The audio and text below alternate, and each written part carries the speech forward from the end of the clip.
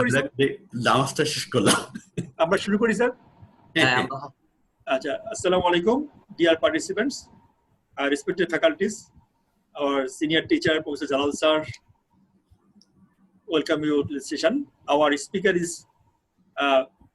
a great teacher, Professor H.L. Lutfur sir.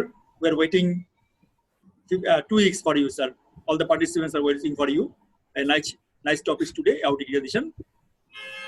Wadu sir, please few comments. Good day, everybody.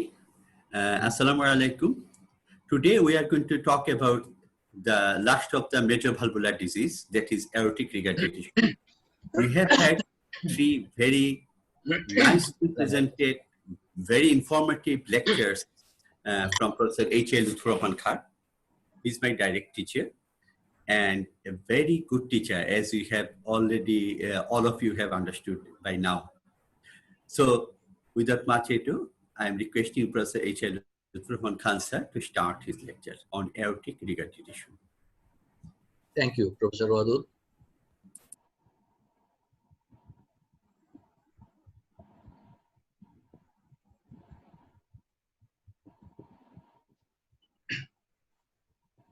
Bismillahirrahmanirrahim. Assalamu alaikum to you all. Welcome to you all to our 2-day session. It is the continuation of the valvular heart disease. And our 2-day topic is aortic regurgitation. What is aortic regurgitation? If we define it very simply, it is the regurgitation of blood from the aorta to the left ventricle across the aortic valve during diastole, and air results from disease of the either the aortic leaflets and or aortic root that results in valve malcoaptation or non-coaptation. This is the normal aortic valve anatomy. You can see the normal aortic valve anatomy. The aortic valve is composed of 3 crescent-shaped semilunar cuffs supported by fibrous ring and 3 commissures and 3 sinus of Valsalva. And valve area is about 3 to 4 square centimeter.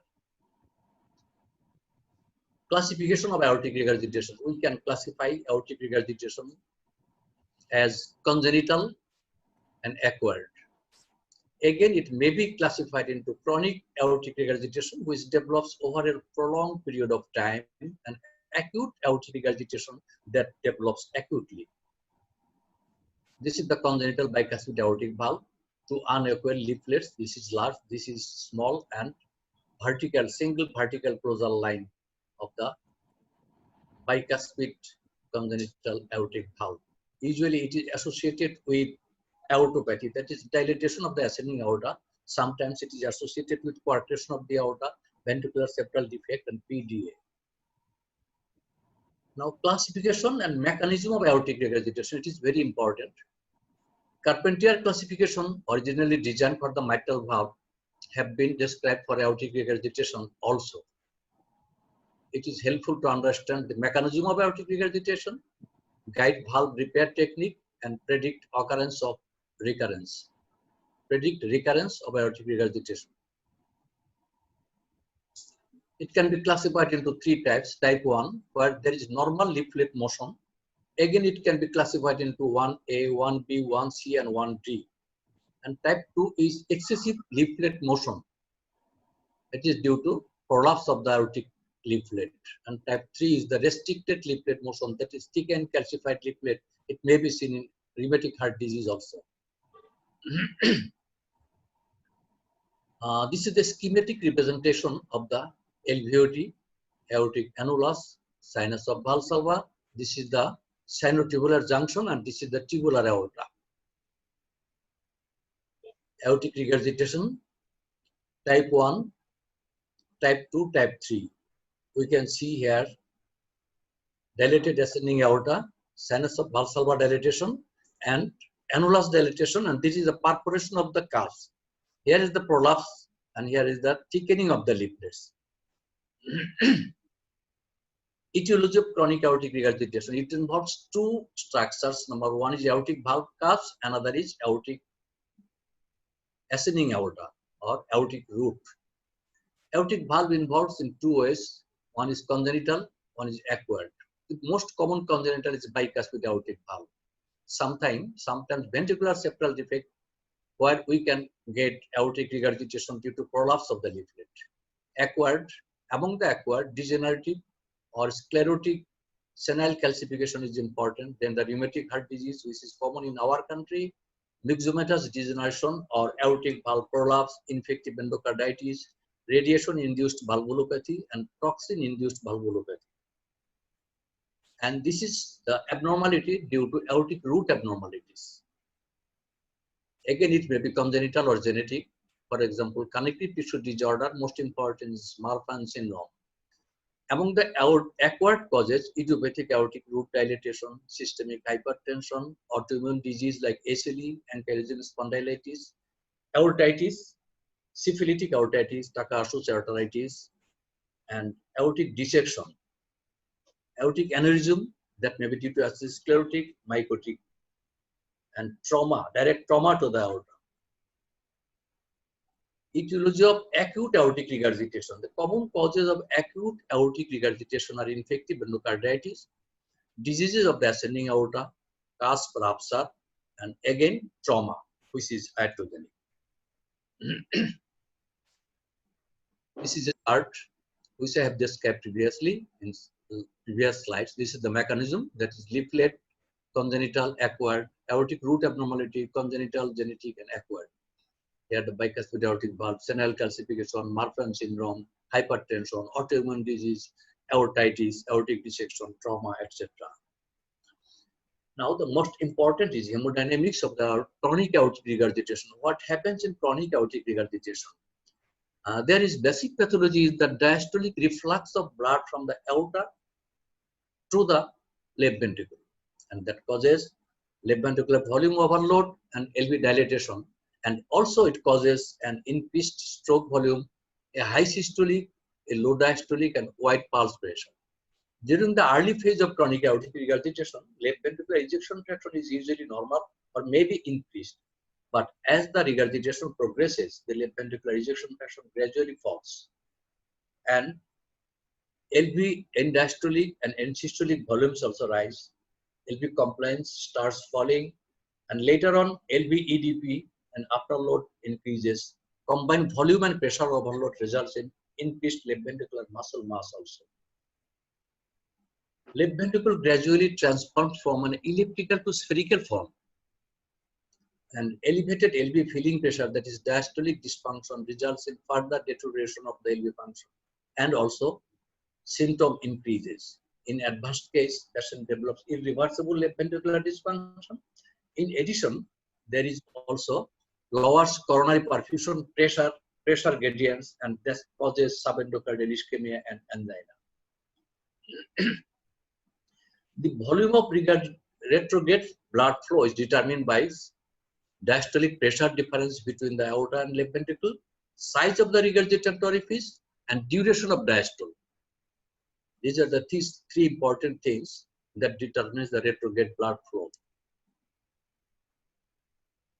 Aortic regurgitant severity is described in terms of amount of backflow of blood during diastole.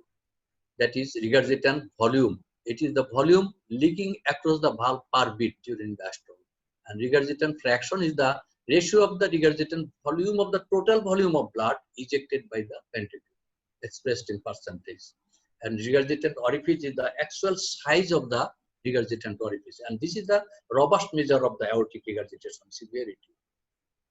Now, the important thing is pathophysiology of acute aortic regurgitation. What happens here? There is sudden large regurgitant volume that is imposed on an unadapted left ventricle of normal size with normal compliance. It produces rapid rise of LV-EDP and raise left atrial pressure also. Left ventricle attempts to maintain cardiac output with increased heart rate and increased contractility, but ultimately there is elevated LV-EDP and raised left atrial pressure, which is responsible for development of pulmonary edema. There is decreased coronary perfusion pressure that causes myocardial ischemia, and reduced myocardial oxygen supply, increased myocardial oxygen demand, decreased forward flow, and decreased cardiac output. All these factors are responsible for development of cardiogenic shock in acute aortic regurgitation. Now, coronary blood flow in aortic regurgitation. How coronary blood flow is maintained? Coronary blood flow is altered by two factors. Number one is just there is decreased diastolic aortic pressure, results in lower pressure difference between aorta and coronary vasculature, and there is decreased diastolic perfusion pressure.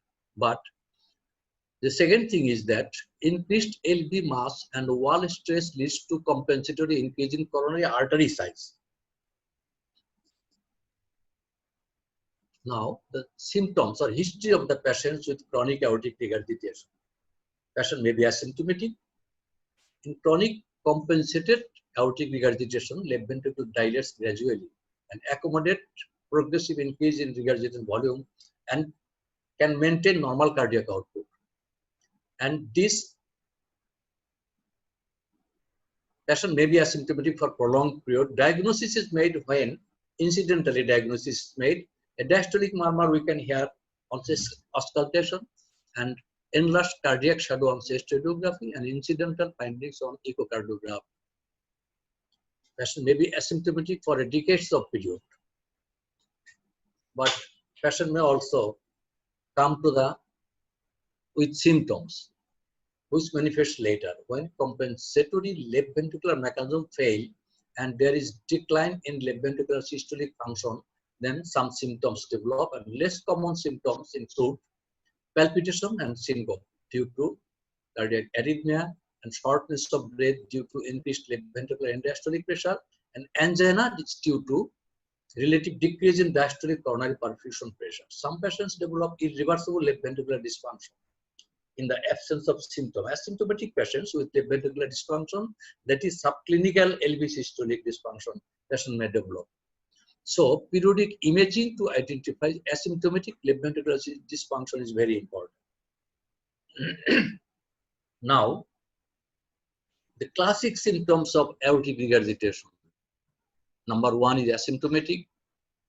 Most of the patients are asymptomatic in severe aortic regurgitation, but some patients come with symptoms. And the most important symptoms are palpitation, shortness of breath on exertion, exertional chest pain, and syncope. Classic symptoms of chronic severe aortic regurgitation.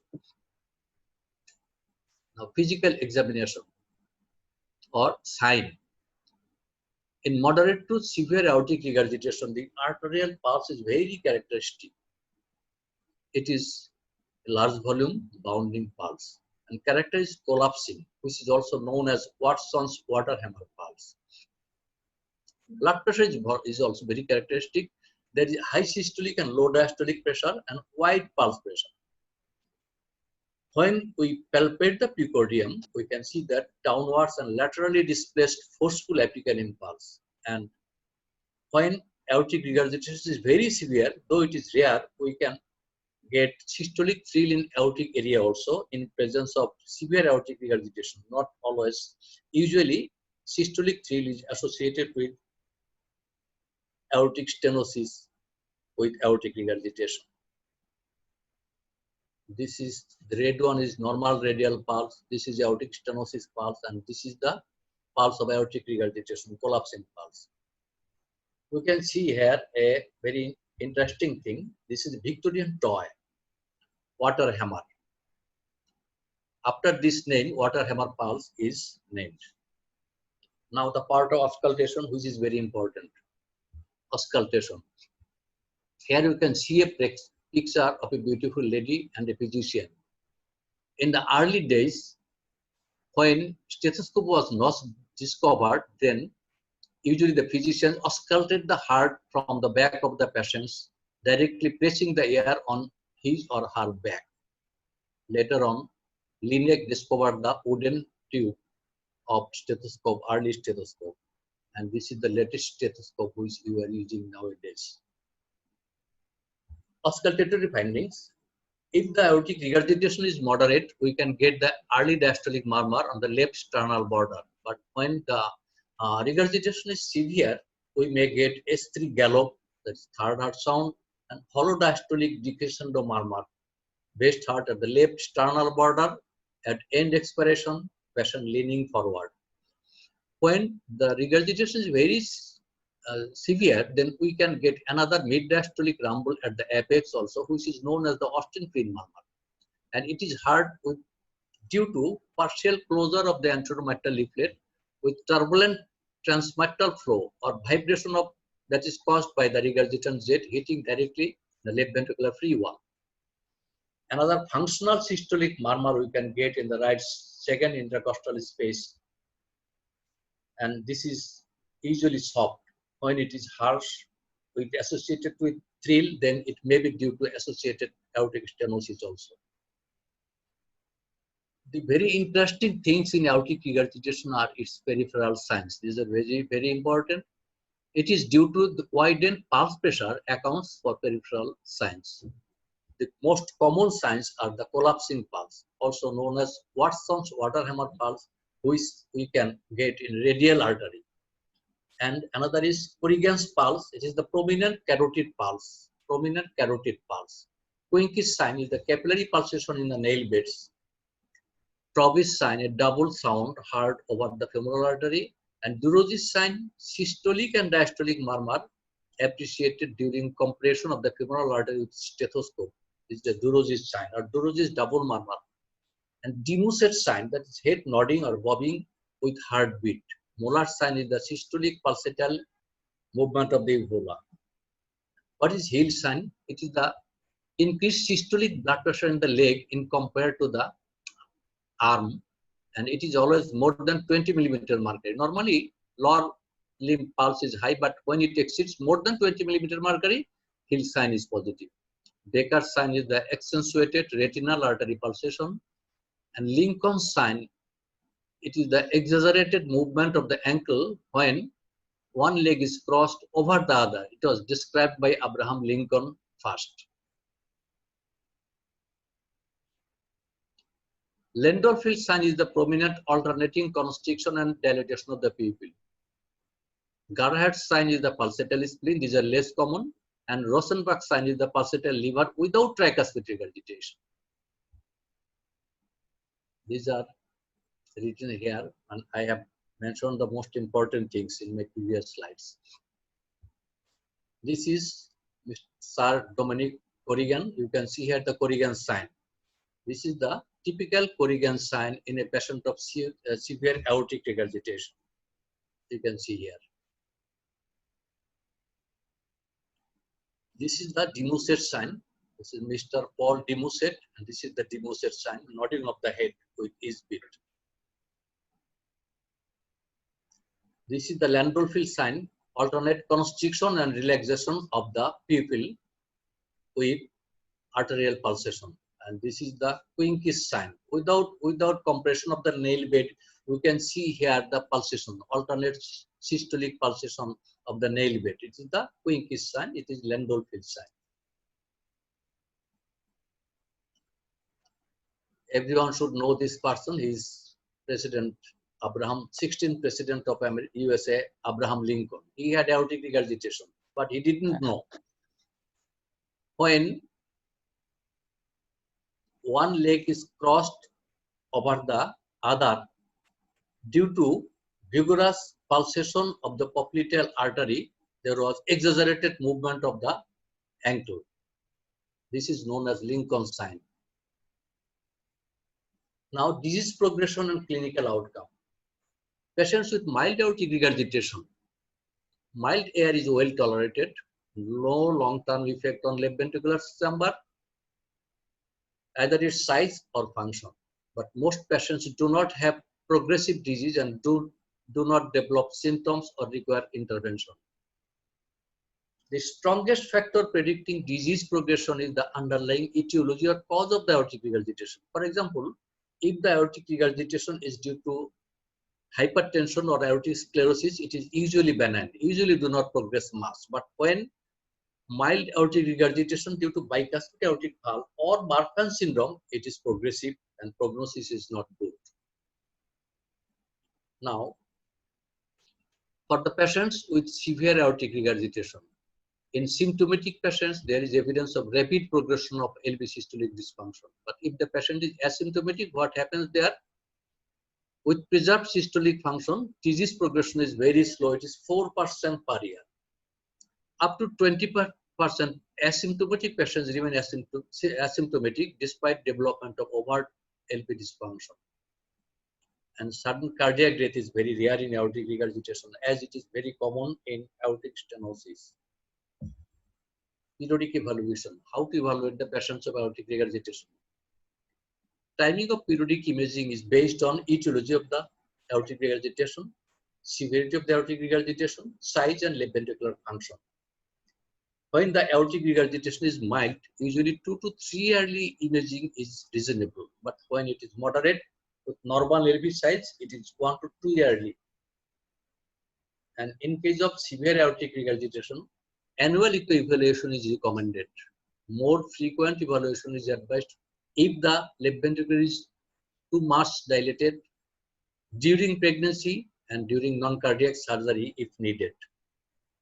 The presence of bicuspid aortic valve and aortic root dilatation mandate more frequent evaluation. More frequent evaluation in bicuspid aortic valve and also in Marfan syndrome. Now, the natural history of the chronic aortic regurgitation.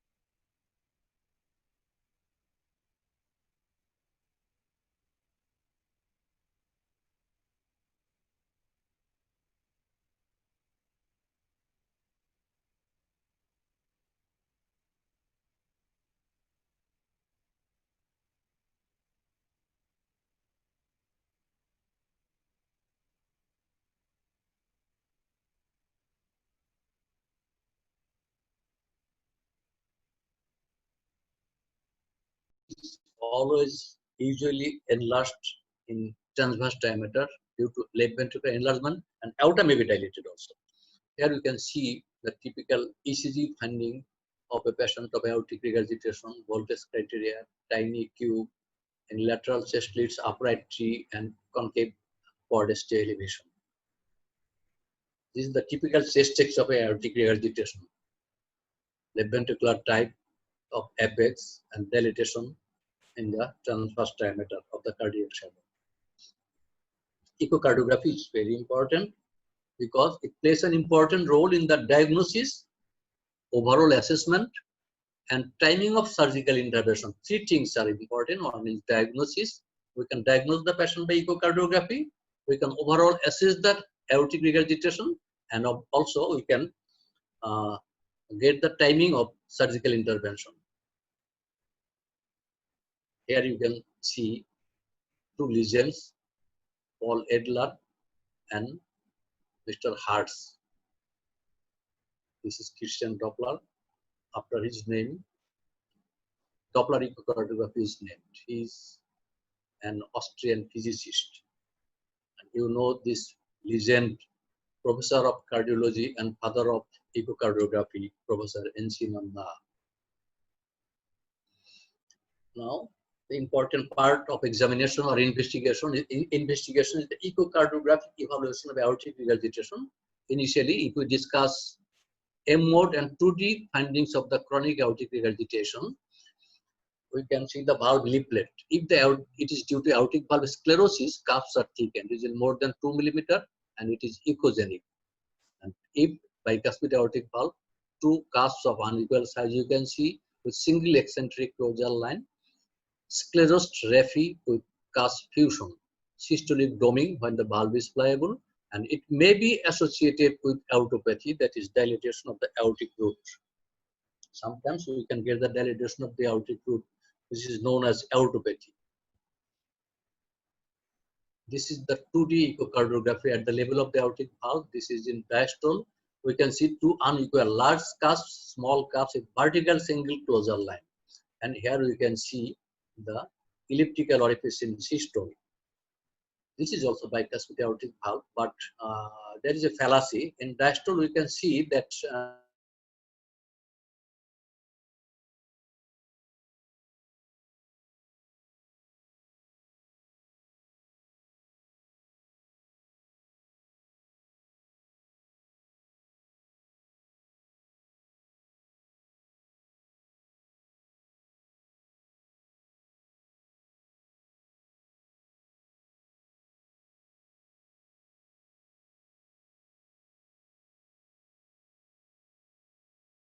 5 centimeter, and it is moderate when it is 4.6 to 5 centimeter, and it is severe dilatation if it exceeds 5 centimeter. There is an important finding known as diastolic fluttering of the anteromitral leaflet due to regurgitant flow that hits or hinge over the anteromitral leaflet. You can see here, it is M-mode finding. You can see the diastolic fluttering of the anteromitral leaflet in a patient of aortic regurgitation. Another important finding, M-mode finding, is the premature closure of the mitral valve. Before onset of left ventricular isovolumetric contraction or onset of QRS, that is best assessed by M-mode, indicates severe aortic regurgitation, elevated left ventricular end diastolic pressure, and usually seen in acute aortic regurgitation. Aortic valve regurgitant orifice area, it is said to be mild when area is less than 0.2 centimeter square, moderate 0.22, less than, equal to or less than 0.4, and more than 4 is severe. More than 4 is severe. LV dimension. Cavity usually dilates, wall thickness increases, left ventricular mass increased, and when the end diastolic diameter, end systolic diameter, this is important prognostic sign, when it reaches 70 millimeter and end systolic 50 millimeter, surgery should be considered even in asymptomatic patients. And ejection fraction, surgery should be performed when the left ventricular ejection fraction is equal to or less than 50%, even the patient is asymptomatic. Even the patient is asymptomatic. Now the part of Doppler assessment of aortic regurgitation. There are two types of assessment. Number one is qualitative and quantitative. Color flow jet width in LVOT, ratio of width of aortic regurgitation, color Doppler jet, and LVOT width, these are measured. In mild aortic regurgitation, the ratio is less than 25%. And moderate aortic regurgitation, it is between 25 to 64%. And when it is equal to or more than 65%, the aortic regurgitation is said to be very severe, severe aortic regurgitation. This is the schematic representation of the aortic regurgitation. This is LVOT, Z, central Z. This is in short axis view, central Z. Aortic regurgitation. You can see here mild aortic regurgitation. This is mild aortic regurgitation. And this is very severe aortic regurgitation. Whole of the LVOT is filled with regurgitant blood from the aorta. Severe aortic regurgitation. And this is eccentric Z. It is also severe regurgitation. Z is eccentric, hitting the anteromitral leaflet, compressing the anteromitral leaflet during diastole, producing Austin-Klein murmur. Flow convergence. When flow convergence is mild, it is small. Mild, it is small flow convergence. When large flow convergence, the regurgitation is severe. Continuous wave Doppler Z velocity. Density. Density is faint. When it is severe, it is dense. But this is very important. The last one, this is the diastolic flow reversal in the aorta. It is assessed with color Doppler as well as pulse wave Doppler. If it is seen in the proximal descending aorta, it is severe aortic regurgitation. It is seen from suprasternal view, and when it is seen in the abdominal aorta, it is seen from the subcostal view. You can see here arch of the aorta, proximal descending aorta, diastolic flow reversal. These are the branches of the aortic arch. Diastolic flow reversal in diastole, diastolic flow reversal in color Doppler echo, and this is in pulse wave Doppler. Hollow diastolic flow reversal in the descending thoracic aorta. Pressure half time. What is pressure half time? It is the time to take for the pressure difference between aorta and left ventricle to decrease by 1/2 during diastole. It is determined by the measuring the slope of the continuous wave Doppler aortic regurgitation signal. When it is mild, pressure half time is more than 500 millisecond. When it is moderate, it is 200 to 500 millisecond. Severe aortic regurgitation, it is less than 200. This is the schematic regurgitation. 5-chamber view, aortic regurgitation jet, pressure half time. And this is a severe aortic regurgitation. Pressure half time, this is steep and short pressure half time. This is mild. Pressure half time is 585. More than 500, it is mild. And it is severe. Pressure half time is 190, less than 200. Very steep, short pressure half time. It is in severe aortic regurgitation. Doppler vena contracta is very important. Another finding. It is usually known as semi-quantitative assessment of aortic regurgitation severity. It is the narrowest diameter of the regurgitant flow stream.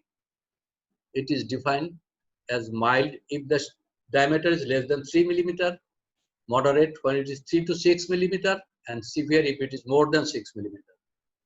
Regurgitant volume, the amount of blood that regurgitates into the left ventricle across the valve per beat. Less than 300, it mild. 300 to 30 ml, it is mild. 30 to 59 ml, moderate. 60 or more than 60, it is severe. We can see the vena contracta. This is the vena contracta. Schematic representation. And we can see here the zoomed apical 5-chamber view. Here is the gap. This is the vena contracta. It is 0.4 centimeter. That is, it is moderate aortic regurgitation. Regurgitant fraction, again, less than 30% mild, 30 to 49% moderate, 50 or more, it is severe. Effective regurgitant orifice area is another parameter, less than 0.1, 0.1 to 2.9, and severe is equal to or more than 3, 0.3 centimeter square. There are some important points or tips to remember in echocardiography. What are those things? Aortic regurgitation made difficult to quantify in tachycardia. Retrograde flow reversal is very important, and use of both color Doppler and pulse wave Doppler to study regurgitant flow is needed. Hollow diastolic regurgitant retrograde flow in descending aorta indicates severe aortic regurgitation. And aortic regurgitation increases the gradient of aortic stenosis also. Here you can see the grading of severity of AR, pressure half time, vena contracta, jet width and color Doppler flow width ratio, regurgitant volume, regurgitant fraction, and effective regurgitant orifice area. There are some important criteria for chronic severe aortic regurgitation that usually follow usual practice. This is what is that if we get plain aortic valve, then it's severe aortic regurgitation. And in severe regurgitation, usually the left ventricle is dilated. And if the vena contracta width is more than 6 millimeter, it is severe. Central jet and color Doppler jet width, if it is equal to or more than 65% of LVOT, it is severe. There is a large flow conversions, pressure half time is less than 200, and prominent hollow diastolic flow reversal in the descending thoracic aorta. Now, acute aortic regurgitation. What happens in acute aortic regurgitation in echocardiography? Here, we know that there's hyperdynamic left ventricle, tachycardia, premature mitral valve closure, steep slope, short pressure half time, and hollow diastolic flow reversal in the descending aorta. Here you can see this is mild aortic regurgitation associated with mitral regurgitation also. Possibly it is due to rheumatic heart disease. It is mild aortic regurgitation. You can see the mild aortic regurgitation, and this is moderate aortic regurgitation. This is severe aortic regurgitation. The jet is impinging the anteromitral leaflet, and in this case, we may get the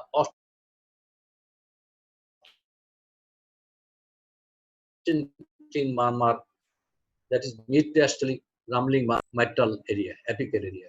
This is eccentric aortic regurgitation. This is the variety of eccentric aortic regurgitation usually seen in bicuspid aortic valve. It is eccentric closure, and from this point, it is hinging the or hitting the anteromitral leaflet, eccentric.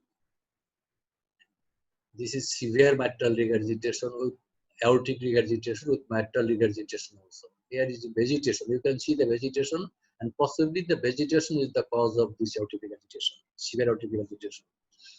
Here we can see the elliptical shaped left ventricle rather than conical.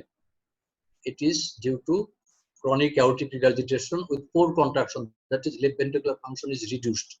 In 5-chamber view, we can see here severe aortic regurgitation. Severe aortic regurgitation with LV systolic dysfunction. And here you can see tachycardia, normal size left ventricular cavity. Here is a vegetation and severe aortic regurgitation. Possibly it's a case of acute aortic regurgitation. Acute regurgitation. Other investigations, these are not usually used always, but chest CT and cardiac MRI, these are used usually for the visualization of the aortic root anatomy and dimensions in patients with bicuspid aortic valve and Marfan syndrome. Routinely, these investigations are not used. Now, we can go to the next part, and most important part is the management. Management of the aortic regurgitation. If you can divide it, medical management and surgical management, then medical management includes again two things: general management and pharmacological therapy or pharmacological management. Management of aortic regurgitation, here is a chart.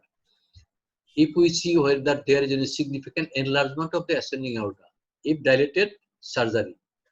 If not dilated, but there is severe aortic regurgitation, then if the patient is symptomatic, surgery. If no symptom, ejection fraction is less than 50, LV-EDD more than 70, and end systolic diameter more than 50. If yes, surgery. If no, follow-up. Medical management. General management includes restriction of physical activities in severe aortic regurgitation and improved diet to improve general health.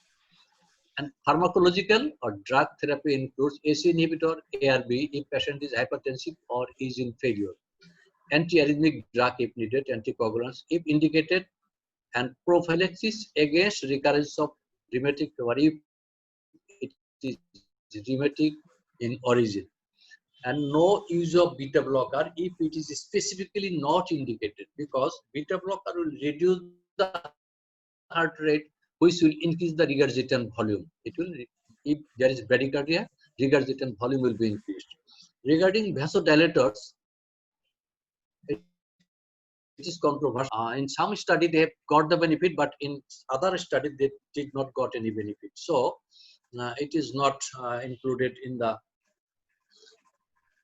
first line of drug. Surgical treatment. Surgical treatment includes aortic valve replacement by prosthetic valve and Ross procedure, which is also known as Swiss procedure. Two types of prosthetic valve, mechanical prosthetic and tissue prosthesis. What is Ross procedure? In Ross procedure, diseased aortic valve is replaced with patient's own pulmonary valve, followed by replacement of the pulmonary valve with pulmonary homogram. This is known as Ross procedure. This is very costly procedure. Indication of surgery for aortic regurgitation.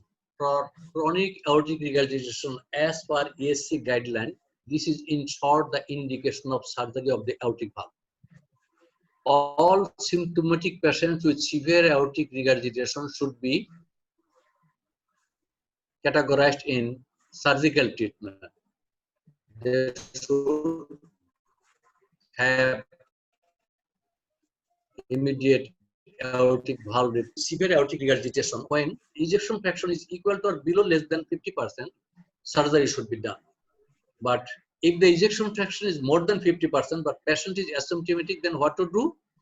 Then we should do the diameter of the dimension of the left ventricle. If the end diastolic dimension is more than 70 millimeter, or end systolic diameter is more than 50 millimeter, or end systolic volume is more than 60 ml per square meter, then surgery should be done. Or in case of moderate to severe aortic regurgitation, undergoing CABG or surgery of the ascending aorta, this is another indication of aortic valve replacement.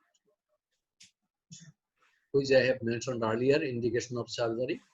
All symptomatic patient, asymptomatic patient, ejection fraction less than 50, and if it is more than 50, then the dimensions are important. And diastolic dimension and systolic dimension and the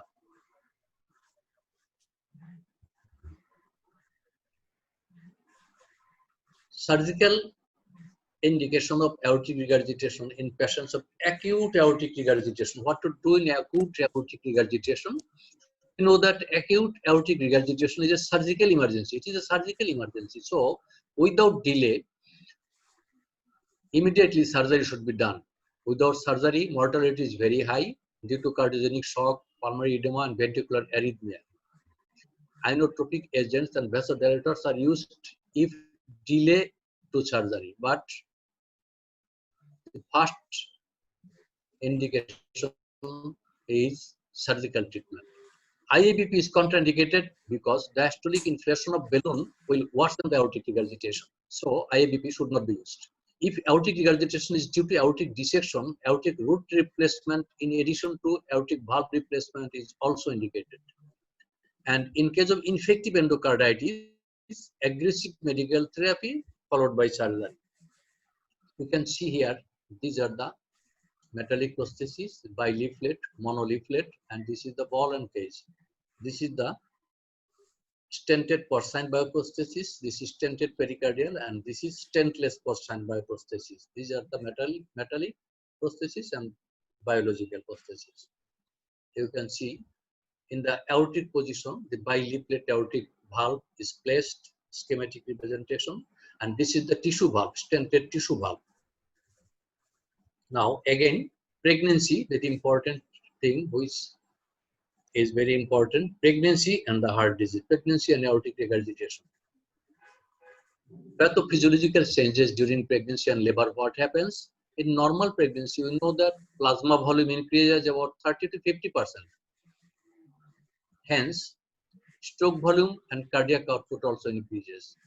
In case of severe aortic regurgitation with pregnancy, stroke volume and cardiac output increases further, and during labor, further increase in blood volume is due to autotransfusion by uterine contraction. When there is uterine contraction, especially in the second stage of the labor, blood volume also increases, and shortly after delivery, due to decompression, IVC decompression increases the further preload and further left ventricular end-diastolic pressure and causes pulmonary edema. And if patient has LV systolic dysfunction. Risk stratification, we can classify as low risk group and high risk group. In low risk group, what happens? Pregnant patients are deemed to be low risk if aortic regurgitation is associated with NYHA class 1 and 2. Class 1 and 2 symptoms, they are categorized into low risk group.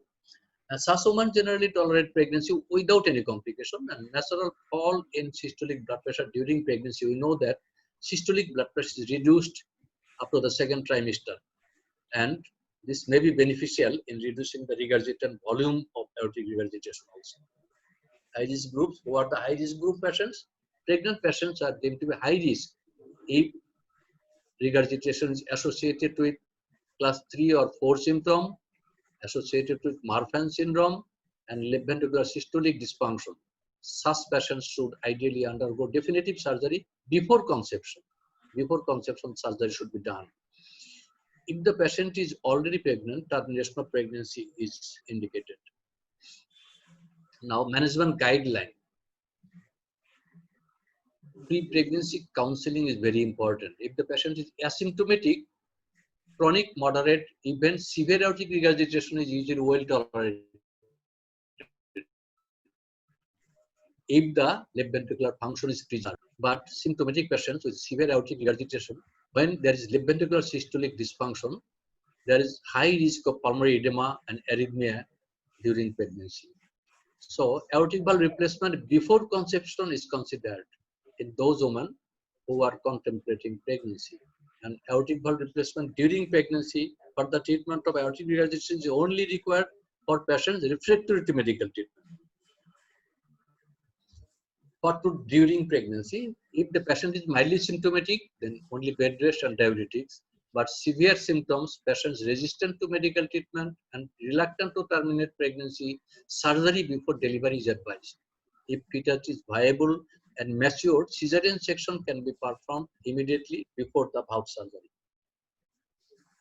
During delivery, what to do? This is common for all heart disease patients during pregnancy. Vaginal delivery is recommended in asymptomatic moderate to severe aortic regurgitation patients. Hemodynamic monitoring during labor and delivery is recommended in symptomatic patients with severe aortic regurgitation. And again, second stage of labor is shortened with assisted delivery. Cesarean section. Cesarean delivery is reserved for those patients whose aortic root dilatation, that is root diameter, is more than 4 cm. There is aortic aneurysm and high risk for aortic dissection or rupture. It is mentioned earlier. Now, pregnancy, aortic regurgitation, and Marfan syndrome. What to do here? If aortic root dilatation is more than 40 millimeter, the patient is high risk of aortic dissection or rupture. It is approximately 10% probability. Then, what to do? Replacement of aortic root and ascending aorta is considered in women who are contemplating pregnancy before pregnancy. These patients should be counseled against pregnancy. And beta blocker, in this case, beta blocker can be used prophylactically throughout pregnancy, but heart rate should not be reduced too much. If heart rate, there is bradycardia, the diastolic regurgitant time will be increased and ultimately regurgitant volume will be increased. So, without producing significant bradycardia, beta blocker can be used in this case only. Marfan syndrome. What to do? Serial transthoracic echocardiography and regular blood pressure monitoring during pregnancy and adequate analgesia during labor is recommended. Vaginal delivery with shortened second stage of labor, which is appropriate for other valve disease also. And various obstetric techniques is beneficial if cesarean section is not indicated. Cesarean section when indicated, and aortic root diameter again more than 40 millimeter with severe aortic regurgitation, heart failure, and aortic dissection. Now, non-cardiac surgery and aortic regurgitation. Patients with preoperative good functional status and preserved left ventricular ejection fraction can tolerate general anesthesia well. In symptomatic severe aortic regurgitation patients, elective procedure should be delayed until after valve replacement. And those who require an urgent procedure, close hemodynamic monitoring is recommended. Close hemodynamic monitoring is recommended if urgent surgery is needed. Now the conclusion or take-home message in short is the last slide. Severe aortic regurgitation is well tolerated than severe aortic stenosis, even in pregnancy, if left ventricular function is preserved. Again, second important thing is that prompt surgical referral is indicated in asymptomatic patients with severe AR when evidence of LV systolic dysfunction. Patient should be referred to the surgeon when indicated. After AVR, left ventricular size and function normalize rapidly if surgery is done in proper time as per guideline. But if preoperative LV systolic function is already reduced, perioperative mortality is very high, and post-operative long-term outcome is not much satisfactory. So, stitch in time saves life. That means surgery in time saves life. So, don't wait for, let me see what happened. Dekhi ki hoy. Dekhi ki hoy. Eta na bole amra proper time. We refer the patient in proper time to the surgeon for surgical treatment so that the perioperative mortality is very low and the post-operative outcome is very high. Thank you very much. Thank you all. The sun is always behind the cloud. Don't worry, the sun is always behind the cloud. And thank you all. Be safe and stay well. Thank you very much. Thank you. Thank you, sir. As usual, sir, great elaborate presentation, sir. We are everybody delighted for lecture. I think not only participants, also faculty are very much benefited from your lecture, sir. Thank you, sir. Again. Madhu, sir, do you hear me, sir? Yes, of course. I was Yes. listening to it. So much. Intense. Appreciate this.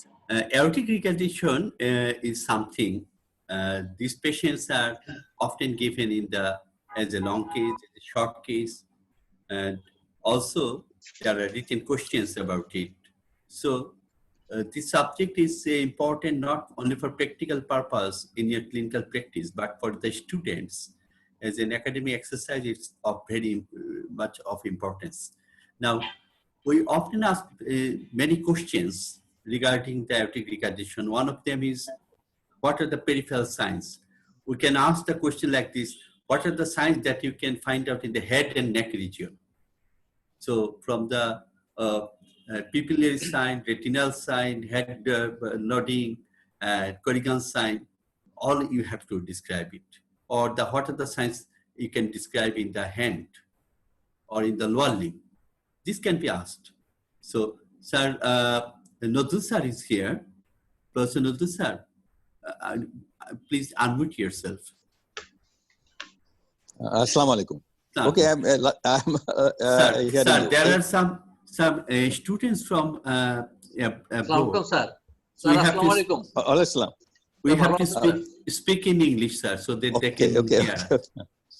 Okay. Sir, what are your favorite questions regarding the students? Because this is also a class as well as a academic exercise for all the doctors who have already passed, but for the students, this is really a class.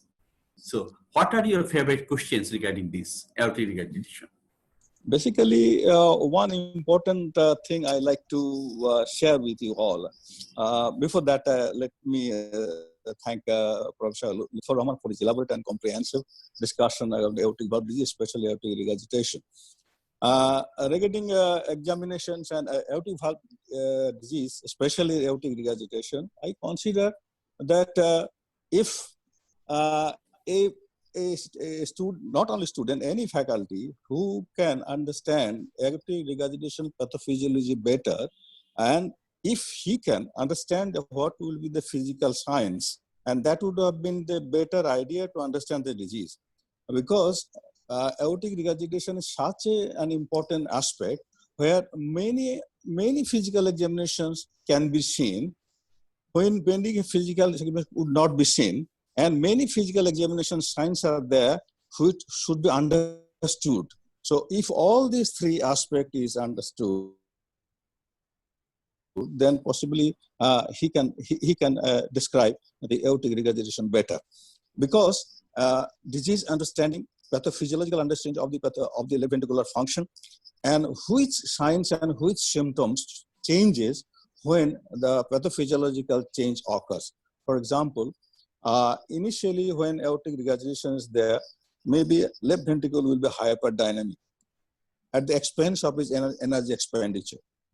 But unlike other, like aortic stenosis situation and other valvular situation, left ventricle usually falls too quickly from a very normal functional level.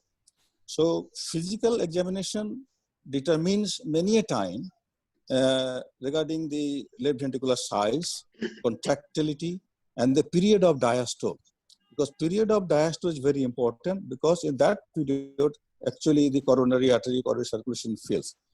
So the various symptoms and various physical examination signs has been described by Professor Lutfur should be understood better. And for each of the signs, from each of the signs, Corrigan's and other all signs, Austin-Findlay-Marmot, the basic pathophysiological things should be understood, because each and every pathophysiological situation will give you a proper diagnosis and proper left ventricular function. So most of the time, examiners will ask whether there is some catch finding. For example, what are the catch findings? The findings is usually not seen by the physician or usually seen by the examiner. So this is very, if you want to elicit that signs, you need some extra attention. So there are a lot of signs in aortic regurgitation which are catch finding for the examiner in the examination hall. So I like to suggest those who will undertake a fellowship or residency examination, try to find almost all the physical science possible and present in the aortic regurgitation. So at this point, I think I must stop over here. Thank you, sir. Thank you. Dr. Urulmaski, do you hear me? Dr. Urulmaski? Professor Arun, please unmute. Yeah, these classes are very interesting. Our fellows are joined, a lot of fellows. Assalamu alaikum, Dr. Islam, sir. It's nice to see you. Thank you, Lord Maxi. How are you? Fine. Great you. Okay. And Lutful sir's class is always excellent. He teaches us in such a way, simple, elaborate, but covers everything. And I have asked my not only cardiology residents, MD residents also, to see and come to his lecture and see that IPDI virtual class in YouTube. Those are very, very excellent. Next time, maybe if I'm taking class, I just put his YouTube in front and say, okay, this is the lecture. Don't attend it. Very fantastic. Thank you. Thank you. Madhu. Thank you. You are doing a great job. It's making it easy for us, and we learn from you. And I'm conducting our webinar. You all join us. What we are doing here is we are doing a clinical case discussion on Thursday. If you are interested, I can send you a link. You join us, and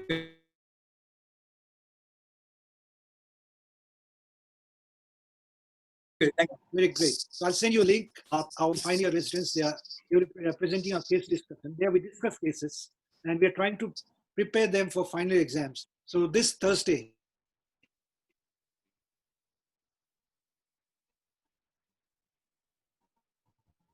involved to join our webinar class. So I'll send you a link. Please join us. Be our faculty. I'll keep you as a panelist. We are benefiting all of us. Thank you. Most welcome. Thank you, sir. Mohsin, I want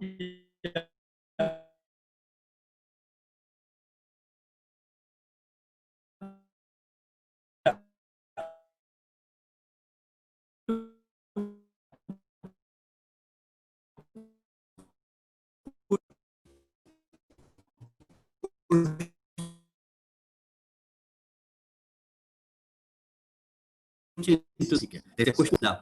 You ask someone else to give up opinion. Very important question, and usually asked in the examination hall. I have one question to Lutful sir. We get a lot of patients with severe AR. And what is your cutoff level of ejection fraction where you can safely send patient for surgery? We say less than 50%. We often get patients with ejection fraction of sometimes 25 or 30, 35. What would be your recommendation cutoff of ejection fraction? Ejection fraction in aortic regurgitation patients. Initially, in aortic regurgitation patients, initially the ejection fraction is normal or even supranormal.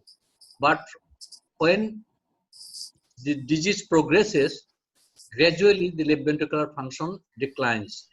And so in the indication of surgery is in the ejection fraction is 50% or more. Or less, 50% or less. So what would be your, up to what ejection fraction you advise to? Like we get patients with ejection fraction 20, 25. Do you have any cutoff value where you will send patient for surgery? Surgery, that is, so long the blood ejection fraction is within normal range, surgery can be done. But if it is less than 30%, it is a high risk patient during surgery, and outcome will be very poor, which I have mentioned in my lecture. If the ejection fraction is reduced, LV function is very poor, then operative mortality is very high and post-operative outcome is also very poor. Can I put in something? It's important to understand that the ejection fraction should be considered along with the symptoms, because it has been said even in asymptomatic severe AR, If the ejection fraction is 50% or less, go for surgery. Even in asymptomatic severe AR. If it is symptomatic, moderate to severe AR, and the ejection fraction is slightly higher than 50%, you still have to put the patient for surgery, the proposal, because the patient is already symptomatic. That we have to Symptom is very understand. important. Very important. Symptom is very Sir has already mentioned. Can I Sir. put something there? Sir. Actually, Maski, I have got the question. I think Professor Lutfur has put a slide from the ESA guideline. That simple slide you must follow. But the important thing over is here. Look, the patient becomes symptomatic when he is at rest or at exercise. The level of exercise which makes the patient symptomatic is important, because if he is symptomatic, asymptomatic at rest, but symptomatic to a slightest exercise, possibly that is a good indication for that. Again, I like to follow the guideline regarding ejection fraction and other. So when the ejection fraction goes too low, the outcome of surgery or even TAVI is very, very poor. So try to send the patient to surgery when he has gotten enough good systolic function. Number one. Number two is see the comorbidities. If your patient is elderly, has coronary artery disease, again, you must consider whether you have to give time to go down the ejection fraction. So when the ejection fraction is pretty fine, surgery will give better result. If you see the curve of survival of the aortic valve, especially aortic regurgitation, aortic stenosis, you see the patient deteriorates to certain level, almost in a plateau-like. But at a certain time, it goes down suddenly. So our target should be to subject this patient to surgery before it turns the rapid falling stage. I think that should have been better. So asymptomatic patient, you try to analyze the volume of regurgitation, amount of regurgitation, and his exercise tolerability. That should be very important. And of course, we have to consider in Bangladesh and Nepal our economic situation and try to give guide accordingly. Thank you. Can I put in something? It has been one study says that if the ejection fraction is less than 50%, the survival 3-year survival is 64 plus minus 10%. If it is more than 50%, 3-year survival 91 plus minus 28%. That is very important. With comorbidities. And another thing is that the most important thing is, why do I want to do the surgery? I want to have a reduced morbidity and reduced mortality. If the surgical operative risk is more than 5%, around 10%, there's a very high risk. And with low expression, there is the outcome. Second is, even after surgery, if there is irreversible LV dysfunction, the patient won't be well.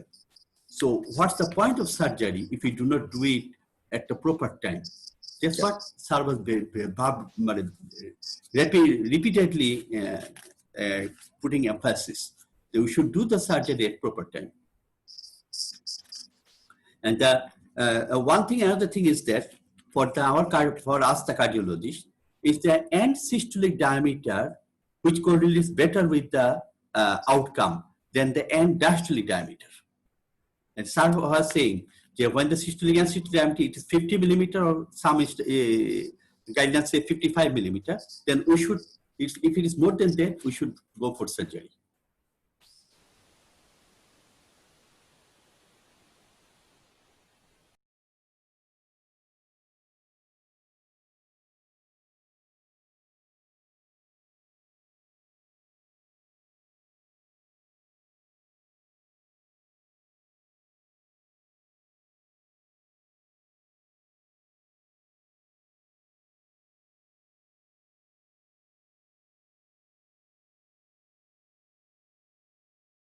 Go for surgery. Sir, can you elaborate on that? Hillside. Initially, normally lower limb blood pressure is higher than the upper limb, but it never exceeds more than 20 millimeter mercury systolic blood pressure. if there is aortic regurgitation, it will exceed 20 millimeter mercury. But initially, when color Doppler or Doppler echocardiography was not invented, then at that time, depending on the Hill signs, some cardiologists graded the aortic regurgitation mild, moderate, severe, and if it was 20 to 30 millimeter mercury, it was mild, and 30 to 40 moderate, more than 40 it was severe aortic regurgitation. So the Hill sign, the systolic blood pressure difference is more high, the more is the aortic regurgitation it indicates. Can I put another question for the students? Put the answer in the chat box. Sir has mentioned, Lutfur sir has mentioned, aortic regurgitation is a volume overload situation. We can understand that the blood is regurgitated. But he's also saying this is also a pressure overload situation. What do you mean by that? How is that a pressure overload situation? We don't have any obstruction to the outflow. Why still he is saying it's a pressure overload situation as well? Can somebody answer that in the chat box?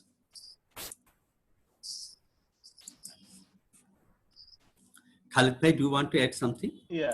What Lutfur sir has said regarding the Hill sign, there are some other parameters which is asked in the exam, the clinical indicators of severity of aortic regurgitation. Yes. We can start from the pulse. It is the high volume collapsing pulse. This is one other thing. Then the blood pressure. It is also very important. If the diastolic blood pressure is less than 40 or the pulse pressure is more than half of the systolic blood pressure, this is an indicator of severity. Severe. Then there is the Austin Flint murmur. If it is present, it indicates severe AR. Then there are the peripheral signs. They indicate severe AR. And another thing, the examiner wants to know how you measure a blood pressure in a patient with severe aortic regurgitation. In this case, the students have to remember that you have to record the diastolic two phases, the phase 4 and the phase 5, and you have to write in your records that if it is there is a more than 10 millimeter difference between phase 4 and phase 5, you have to mention both of them. If it is fourth phase correlate better with the entire. Yeah. Fourth and fifth, if there is a difference of more than 10, you have to record both of them. And I want to finish with a historical note. We had one of our teachers in NICVT, our very favorite teacher. He had a unique style of working with nodding of the head. And we used to suspect that whether the sir has got aortic regurgitation or not. And we suspected that he had demusset sign, but fortunately he didn't have aortic regurgitation. I don't want to mention his name, but you can recognize him, everyone. Thank you. Mohsin, do you want to add? Dr. Tan Singh Yang, do you hear me? Yes, doctor. Your question, yes, I have a question regarding the collapsing pulse. Is the collapsing pulse synonym with the water hammer pulse, or they are actually different? And if they are, and another question is, actually regarding the collapsing pulse, is the brachial pulse the best feel or the radial pulse is the best feel?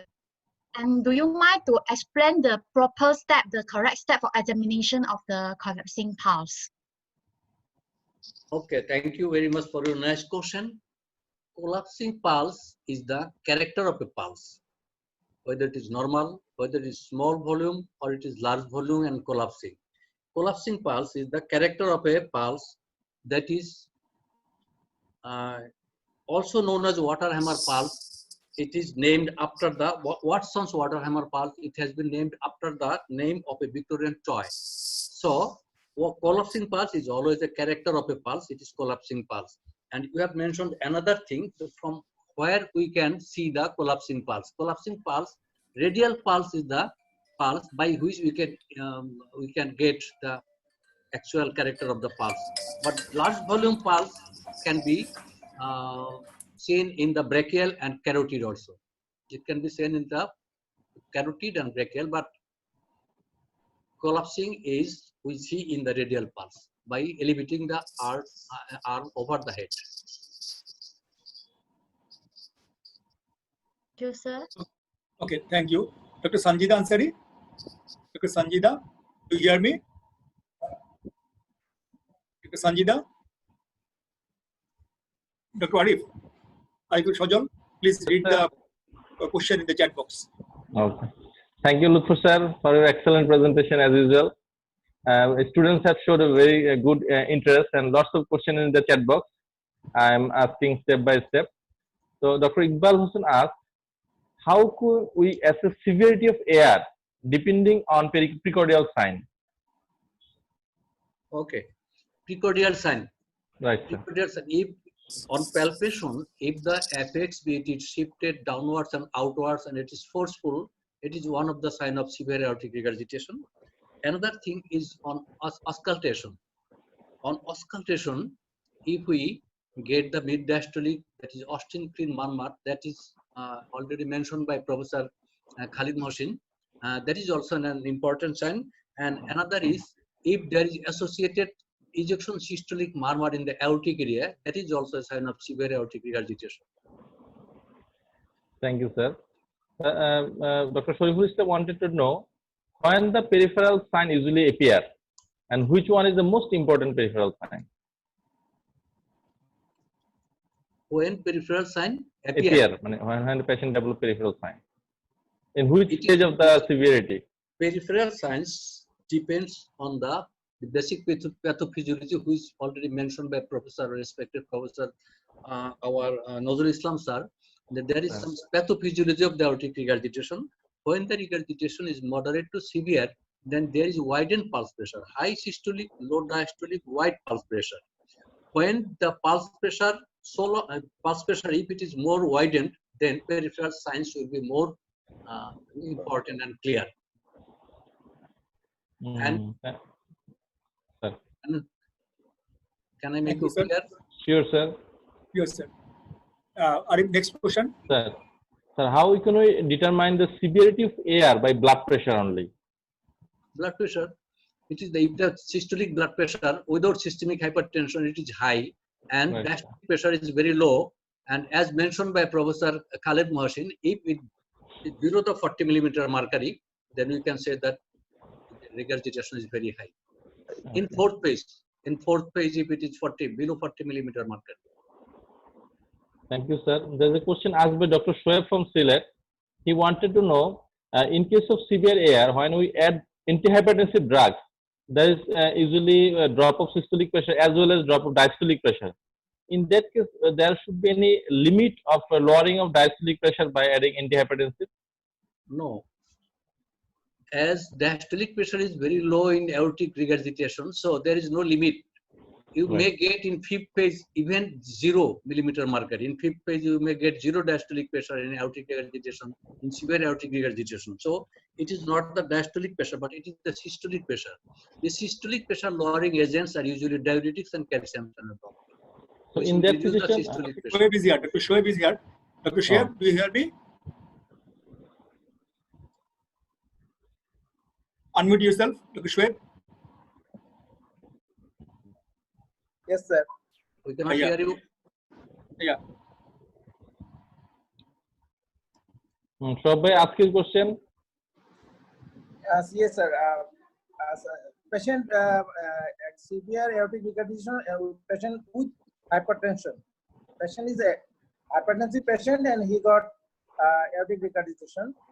Sometimes when we give antihypertensive to control systolic hypertension, and his diastolic pressure is lower down below 60 or something. In this case, which antihypertensive is better and which is the lowest limit of diastolic? I think it has been already been answered. Sir has already answered. Beta blocker, sir. Beta blocker is absolutely contraindicated in case of aortic regurgitation, or if ejection fraction is below 40 in other cases, or in case of the ischemic heart disease. Can you add beta blocker, sir? I have mentioned it clearly in my lecture that beta blocker is a relative contraindication. Yeah. Why you do not give beta blocker? Because if there is significant bradycardia, diastolic regurgitant time will be more and there will be more regurgitant volume. So beta blocker can be given in special situations. For example, aortic root dilatation.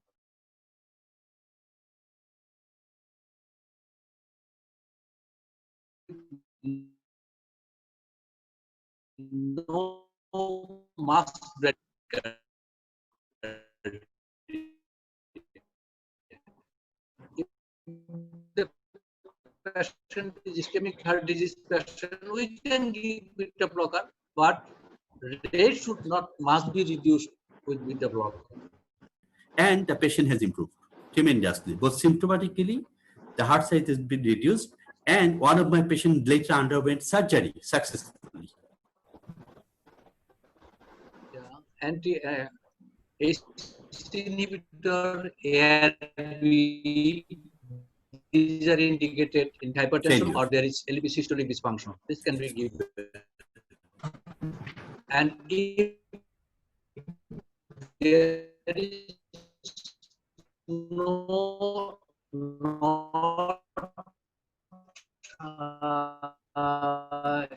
reversible systolic dysfunction, the ejection fraction may improve from 25 to 40% even.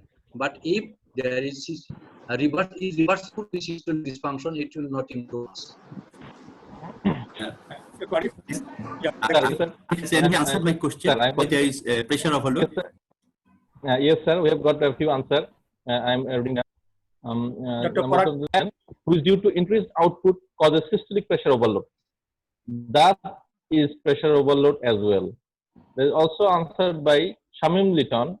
He told pressure overload is due to systemic vasoconstriction from reduced cardiac output. There is another answer from Azharul. He mentioned as large amount of blood tries to cross, it creates a gradient which produces systolic murmur as well. And due to high interstitial Can I volume. give the answer? Actually, Yes, it's sir. not that. Because initially it's only volume overload. Now, look at me, please. The blood pressure, systolic pressure is increased. It is the systolic The hypertension. systolic pressure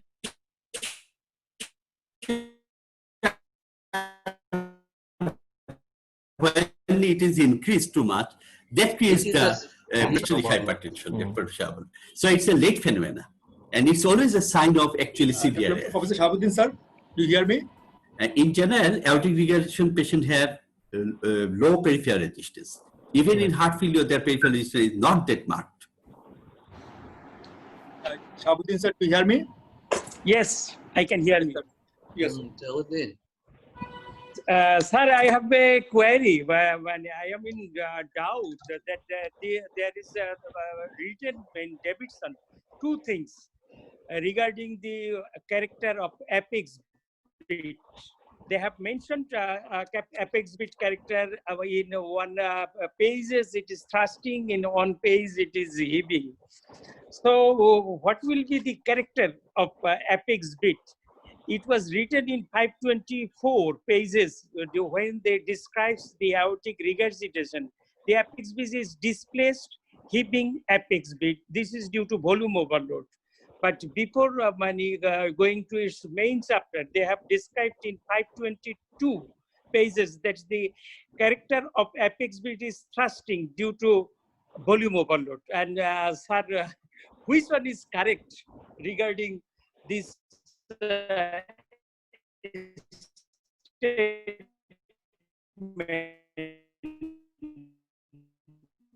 that was written in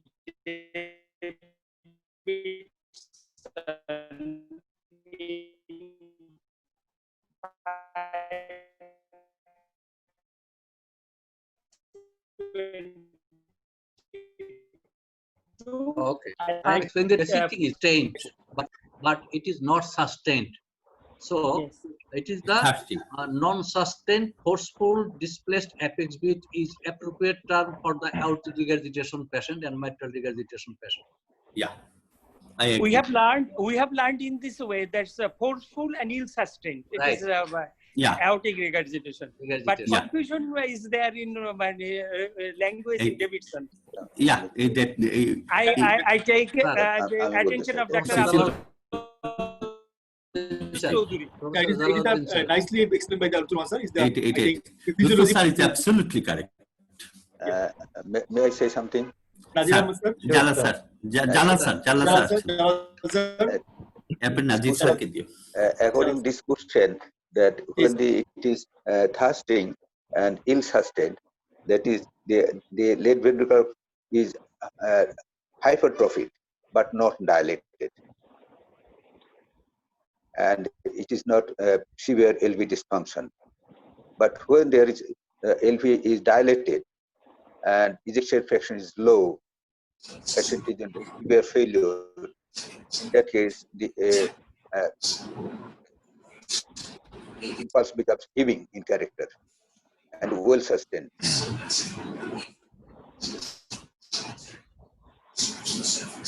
Thank you, sir. Thank you, sir. Yes. Nazir sir ke diyo. Both the conditions may happen. As Habuddin is telling that there are two types of writing in different places, so both the things can happen in aortic regurgitation. Yes, sir. According to the legal condition. But usually, if there is significant aortic regurgitation with left ventricular systolic dysfunction significant, apex is shifted, but it is diffuse, not forceful. Usually diffuse apex. Yes, sir. Mosin দেখো কোথায় শব্দ Please unmute. Professor Nazir Ahmed Chaudhary, sir. Hello. Assalamu alaikum. I just Alaikum assalam. Nazir sir, please unmute. I have a simple question to Professor Lutfur Rahman. As we usually practice or say the patient to complete their family before any prosthetic surgery, either mitral or, if possible, either mitral or aortic or any prosthetic, or hazard of anticoagulation therapy. So, in case of pregnancy in aortic regurgitation, Dr. Lutfur Rahman has said surgery then pregnancy, but is it feasible or it is suitable? Sir. Dr. Rahman, sir, please unmute him. Sir, unmute করেন. Lutfur sir, unmute. Yeah. Okay. Yes, sir. In case of pregnancy, surgery is, if it is indicated in severe aortic regurgitation patient, it is said that surgery should be done before pregnancy. But if the patient becomes pregnant and there is indication of surgery, then surgery can be done. If the fetus is matured, then delivery is first, then the surgery. Actually, what sir mentioned, in mild to moderate AR, patient can tolerate pregnancy quite well. But when it is severe, you should not go for surgery. And particularly if the patient has Marfan syndrome, it's almost absolute contraindication, because the chance of dissection or rupture is more than 10%. If the site is more than 40 millimeter, 40 millimeter, more than 40 millimeter, more than 40 millimeter. Thank you. Professor Tuhinok, madam, do you hear me? Tuhinappa? Yeah. Yes, I can hear you. Assalamu alaikum. Assalamu alaikum, everyone. Thank you, Lutfur sir, for a brilliant presentation. I'm really impressed. Though I came from the hospital and was late, but half of the lecture I attended, and I'm really impressed how nicely you pointed out all the points, and especially the echo criteria when the patient should refer for surgery. So all the points he mentioned very nicely. So I think the student learned a lot from him. I just want to add a few points. I know that global longitudinal, and everyone knows that global longitudinal strain is coming up. So when in case of chronic asymptomatic severe AR patients, the symptom is non-specific. In that cases, global longitudinal strain, if it is less than normal, it will help in early detection of the patient. So you can detect the subclinical systolic dysfunction. Subclinical. Yes, Thank you very subclinical much. Thank you. dysfunction, and can be referred the patient to surgery. Another point, when a patient is decided for surgery or referred for surgery, RV assessment is must. RV function is a very good predicts perioperative mortality. So RV function assessment is a must in these cases. So with these 2 points, and I'm really impressed, and I'm happy to see all the senior teachers, especially Professor Nozul Islam sir, Jalal sir, and Wadud. I am always happy because he is the same medical college mate. So thank you, everyone. Thank you. Thank you. Thank you, Dr. Kobrijaman sir. Kobrijaman sir, you hear me? Kobrijaman Bhai. Yeah. Unmute, please. Unmute. Yeah. Yes, sir. Thank you. Luthran sir. Welcome. Welcome. Lecture. Yeah, actually, Wadud have said in correct way that you make the elaborate and difficult things palatable and audible and easy. Thank you. I am a very great fan of it. Sir, I want to have one confusion reading this all sorts of explanation. One is that my conceptual thinking is that whenever there is pressure overload, it correlates flow plus resistance. Whenever there is increased resistance, it is pressure overload. Whenever it is due to flow, then it is due to volume overload. Please unmute. Please unmute. Unmute. But what happens in the aortic regurgitation is the systolic blood pressure increases due to increased flow across the aorta. And that may impart some sort of systolic pressure on the LV, but basic pathology is the volume overload that leads to eccentric hypertrophy or dilated hypertrophy. That's sorts of concept I usually bear in mind. Another thing, sir, you have mentioned very nicely different historical, and I think you have done a tremendous job and labor to collect those things of science of videos. Thank you for your presentation. Yeah, I have never seen anything like that. Sir, I have a question to Lutfur sir. For a asymptomatic patient, the patient wanted to have surgery, but I am not yet sure whether to send the patient for surgery. What are the parameters I should look for before deciding that this patient may be sent for surgery? Sir, unmute, please. Unmute. Unmute. Lutfur sir, unmute. Thank you for your nice question. And this type of questions are invariably asked in the examination hall also. Your question is asymptomatic patients when to send for surgeon. One criteria as per ESC guideline is asymptomatic patients when the ejection fraction is 50 or below. This single parameter is an indication of surgery. Another thing is that if the ejection fraction is more than 50, when to do that in that time? In that time, the left ventricular dilatation parameters are very important. Number one is if the left ventricular diastolic dimension, end diastolic dimension is more than 70 as per ESC guideline and 75 as per American guideline, then patient should be sent for surgery. And if the end systolic dimension is more than 50, or in case of small body weight patient, it is more than 25 millimeter per square meter body surface area, it is also an indication for surgery. And in some books, it is written that if the end diastolic, end systolic volume of the left ventricle is more than 60 ml per square meter body surface area, it is another indication. And there are some other indications.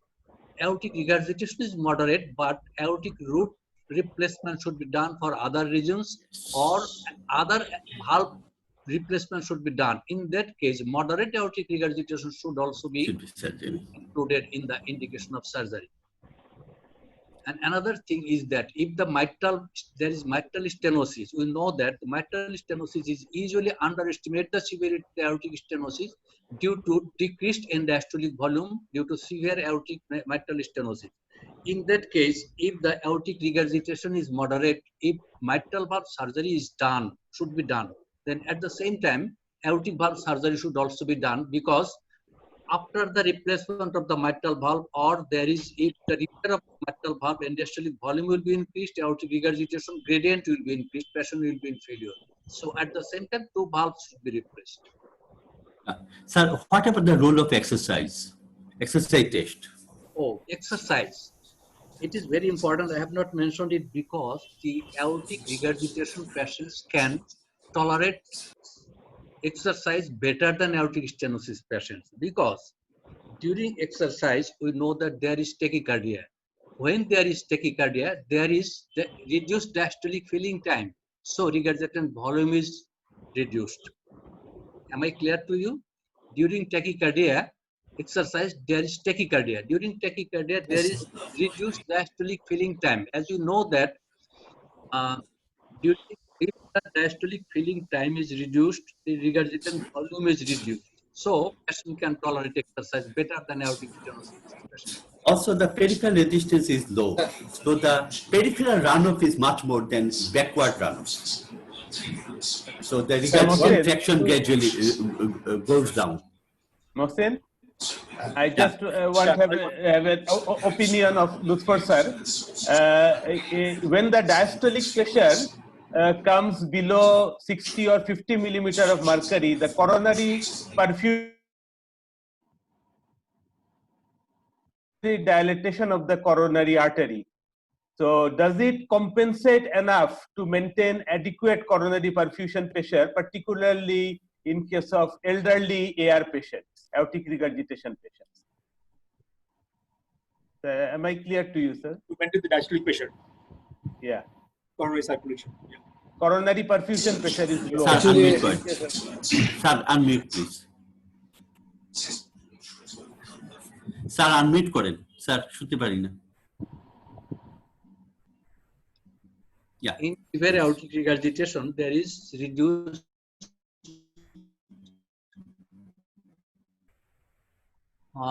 due to left ventricular hypertrophy, increased muscle mass. There is also increased size of the coronary artery that can compensate for ischemia. But your next question is, in elderly patient, what is that? Is there adequate compensation by dilatation of the coronary arteries? But usually in AR patient, we usually don't see many atherosclerotic changes when we do coronary angiogram. So how the patient is protected from ischemia? It is such a low diastolic pressure actually. That is due to increased size of the coronary artery in case of aortic regurgitation. Can I ask one question? Can I put in something?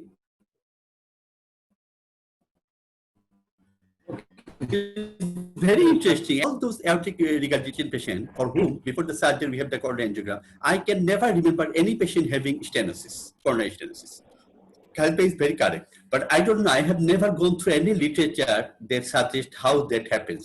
But these patients do have greater size than usual patient, the coronary arteries. Maybe a reason. That is compensatory dilatation, enlargement of the coronary artery in aortic regurgitation, by which the coronary circulation is maintained. Well, I want to raise one confusion question. Like that, is there any cutoff value for regarding the ejection fraction? Is there any cutoff lower value for contraindication of cell?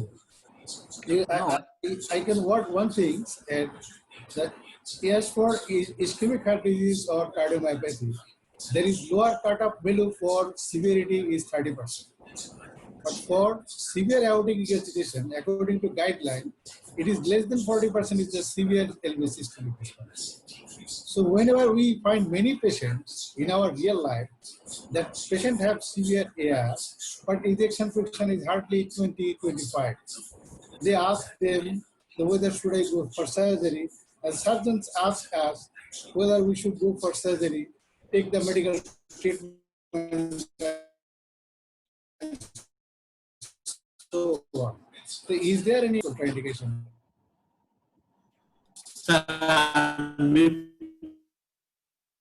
Please.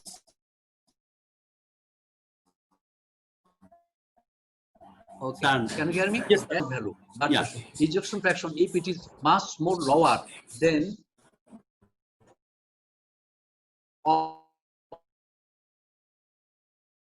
operative mortality is very high. But actually, that we should not go for surgery. They Commission should Bhai. Counsel the patient. Yeah. In this That's way, what I was saying. Yeah, I have some experience. At least I can describe at least 4 patients I can describe in whom, with the use of the newer drugs, anti-failure drugs, Yeah. there is substantial increase in the ejection fraction. The size of the heart also decreased. Patient symptom improved, and at least one of my patient, starting less than 20%, going up to 35%, has undergone surgery very successfully. So at the present time, we should initiate a medical treatment aggressively and try to improve the situation if possible. I want to add something like this. Actually, I have seen in my real life patient like this, but I correlated this as an episodic myocarditis that may supervene that LV dysfunction, because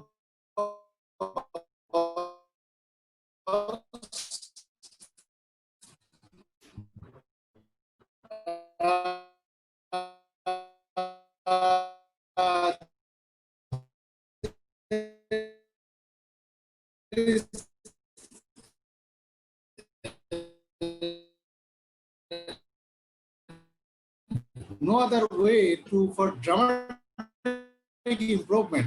I have seen myocarditis will not improve dramatically. But if these drugs act as anti-failure drug, who is mentioned by Professor Wadud Chaudhary, then left ventricular systolic function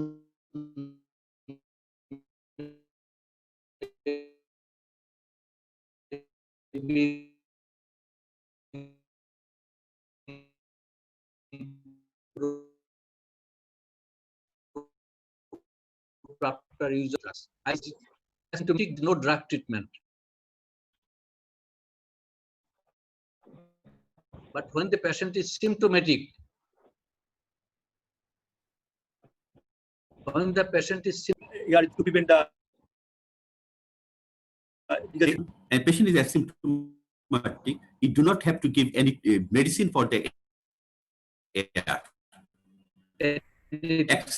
Except rheumatic prophylaxis and some lifestyle change advice. But if the LV is dilated or ejection fraction is low, even in asymptomatic patient, we have to advise for surgery.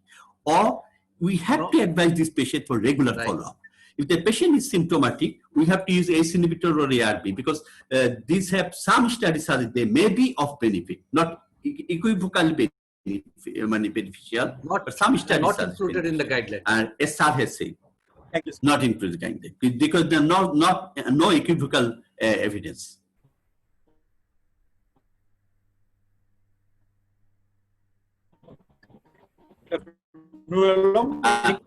বলি আমি আমার বউকে বললাম যে 30 জনের জন্য কাচ্চি বিরিয়ানি রেঁধে দাও, বিরক্ত হবে কিন্তু করে দিবে। তাকে যদি বলি 300 জনের জন্য বানিয়ে দাও, আমাকে ঘর থেকে বের করে দিবে। এই কথাটা আমি গিয়ে যদি ফখরুদ্দিন বাবুর্চিকে বলি, ফখরুদ্দিন বাবুর্চি বলে 300, ও তুর্কি মেরে বলবে আপনি 3000 জনের জন্য নিয়ে আসলে আমি এক্ষুনি করে দিচ্ছি। তার মানে you have to understand to which surgeon you are putting the patient, to what is his capacity, in which center you are doing, that you have to understand.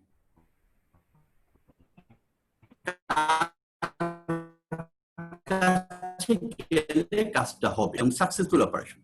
We have to understand that. We should always remember that. Any question? Thank you, Mohsin Bhai and IPDI for arranging such a elegant class.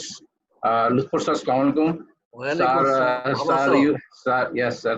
Sir used to teach us from student life, Adut sir also, and still we are learning from him, and we want this continuing for a long time. We hope and pray to Allah. May Allah keep you in a healthy life. So one thing I want to share with the students, during our student life, sir used to ask a very funny question. Already someone is discussing that. Sir asking that, okay, in severe air, there is a diastolic pressure is 0, so say. So how it coronary artery perfusion is going on? So already answer discussing that in this cases, but in this scenario, fourth phase would be considered as the diastolic pressure. So with this, I want to thanks everybody. Thanks for giving me the opportunity. Thank you. Actually, this is not assumed. Actually, hemodynamically, intra-arterial pressure, in these cases, hyperdynamic circulation, the phase 4 actually correlates better with actual intra-aortic diastolic pressure. So that's why we take this. This is not whimsical. This is actually a definitive idea. And sir has his pet question. Sir. Any question left in the chat box? Sir, there's a few questions I want to ask. There's a question asked about the bicuspid aortic valve, how it causes both aortic regurgitation and aortic stenosis. It's asked by Dr. Harun. Okay. Bicuspid aortic valve, how it can cause both stenosis and regurgitation. Right, sir. Usually, bicuspid aortic valve causes aortic stenosis, but for the production of regurgitation, there are two important mechanisms. Number one is when the aortic valve cuffs are gradually become thickened with the aging process, there is fixed regurgitant orifice that can cause, and another is that usually due with bicuspid aortic valve there is aortopathy. Aortopathy means the ascending aorta is dilated. I have shown this in the mechanism of aortic regurgitation that when the aortic root is dilated, there is dilatation of the aortic valve ring or annulus also. That may cause regurgitation of the non-cooptation or malcooptation of the aortic valve. So if the valve cuffs are thickened, calcified, there may be regurgitation. This is due to valve cuffs defect, and another is aortic root problem. When the aortic root is dilated due to aortopathy, it can cause aortic ring or annulus dilatation, and malcooptation or non-cooptation that can cause aortic regurgitation. These are the two mechanisms we can see aortic regurgitation in bicuspid aortic valve. Thank you, sir, for excellent explanation. Dr. Sudhir, yes, sir. last question. Assalamu alaikum, sir. Thank you very much. I'm really grateful, sir. Assalamu alaikum. Sir, আমি একটু বাংলায় বলি sir 10 second Move your hand, Sudhir. Move your hand. ওকে এমন চমৎকার করে sir আপনি class নেন sir, আমি রিয়েলি গ্রেটফুল। যদিও আমি কোভিডে এফেক্টেড হয়েছি, কিন্তু তারপরেও আমি কোভিড কে স্যার আমি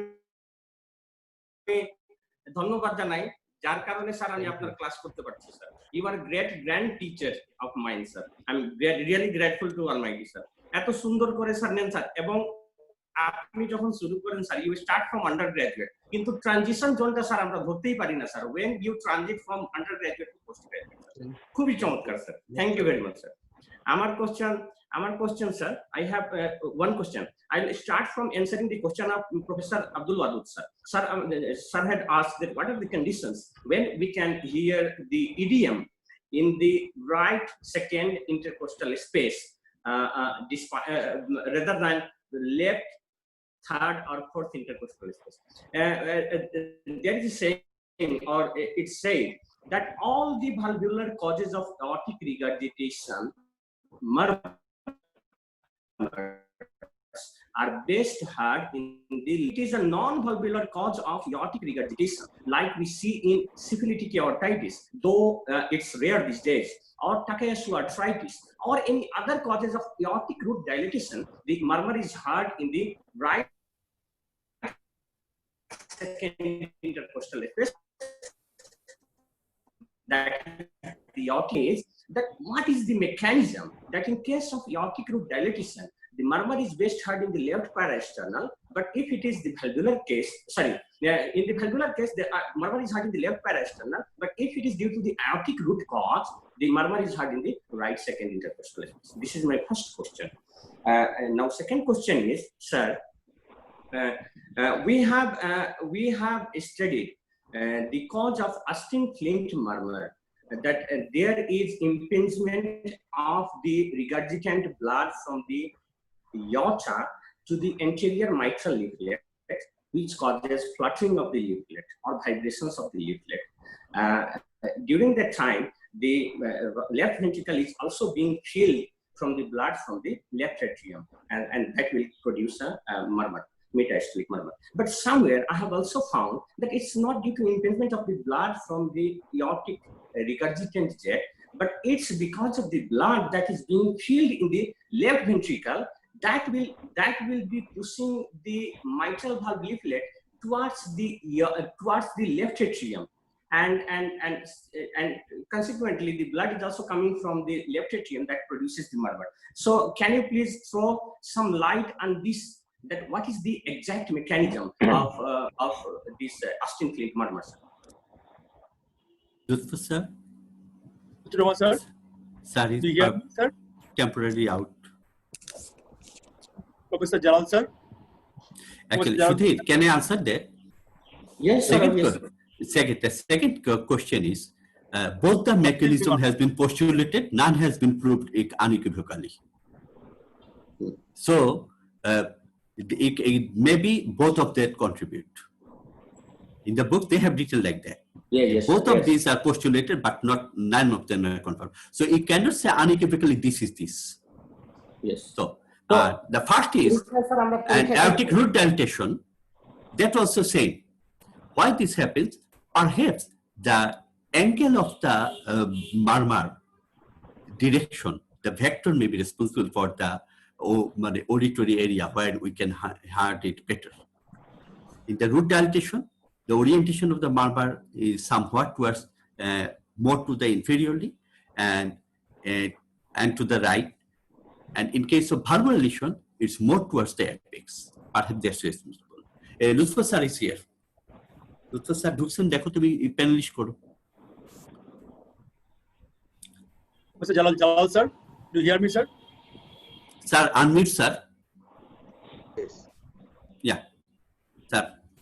চলে গেছিল কারেন্ট এখানে হঠাৎ করে কারেন্ট চলে গেছিল আমাদের এখানে একটু এইটাই আমার এখানে মাঝে মাঝে কারেন্ট চলে যায়। দুইটা কোশ্চেন ছিল, একটা হলো স্যার আপনার মারমারের এরিয়া, মারমার এরিয়া, আর একটা ছিল স্যার অস্টিন মারমার। দুইটা কোশ্চেন সুদীর করেছিল আপনাকে স্যার। হ্যাঁ, মারমারটা হচ্ছে যেটা কখনো লেফট সাইডে কখনো রাইট সাইডে হবে স্যার। একটা হলো প্রফেসর ওয়াদুদ সাহেব যেটা বলছেন, অলরেডি সেড কখনো অ্যাওর্টিক রিগারজিটেশনের মারমার রাইট সাইডে আপার রাইট সাইডে শোনা যায়, and that is specifically due to aortic root dilatation.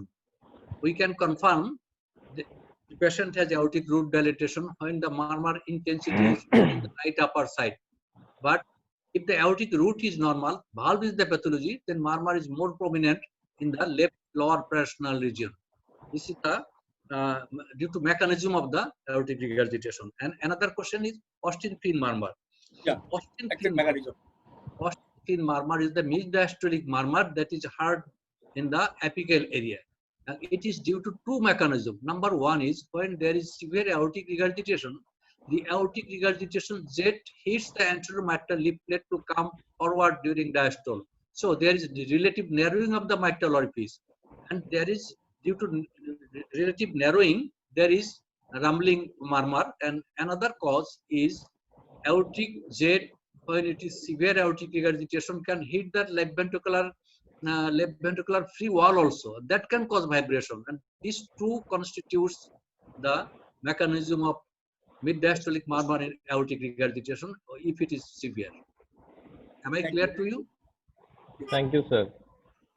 The last comment from the Jalaluddin sir. Today's last comment from the already we left 2 hours time. So Jalal sir.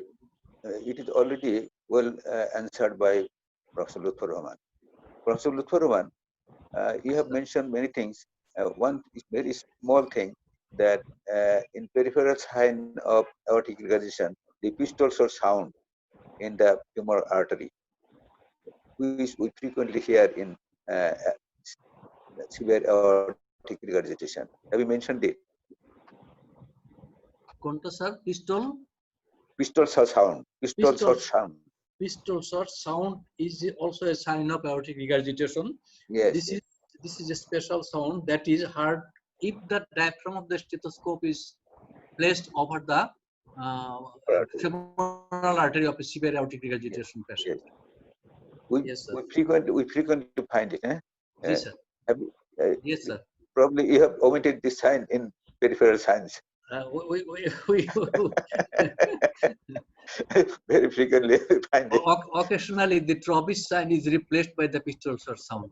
So Yes, it yes, is, yes. it is So, Trobis sign. Yeah, Trobis sign. oh, I Yeah. see. I see. Trobis Thank sign. you very much. Yes. Because I am person of the Yes, sir. older time. At that time, it was not mentioned. In some At that time, Trobis sign is also mentioned. It is the Trobis sign. Dr. Thank you, Uthman, one thing I like to say a little bit, that in aortic, that's rheumatic aortic valvular lesion, many a time it is aortic stenosis and aortic regurgitation combined. Is there any guideline for this treatment? Exam question, sir. There guideline for management, for surgical. For management of the surgical management of this aortic stenosis as well as aortic regurgitation, which is common, not uncommon, in Very common. rheumatic heart disease. Combined aortic stenosis and regurgitation is a finding of rheumatic aortic valve disease, and also the bicuspid aortic valve disease. Yes, yes. If there is combined stenosis and regurgitation, the assessment should be done which lesion is the predominant. Which lesion is the predominant? And combined moderate aortic stenosis and combined moderate aortic regurgitation, combined lesion produces a significant lesion. When there is moderate aortic regurgitation and moderate aortic stenosis, the hemodynamic significance is very important. And in this case, if the lesion is moderate individually, but both moderate lesions causes a significant symptom, so that must be aortic valve.